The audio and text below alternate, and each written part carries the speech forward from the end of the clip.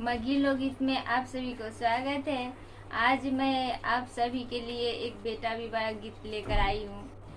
पसंद आए तो लाइक सब्सक्राइब जरूर कीजिएगा। धन्यवाद।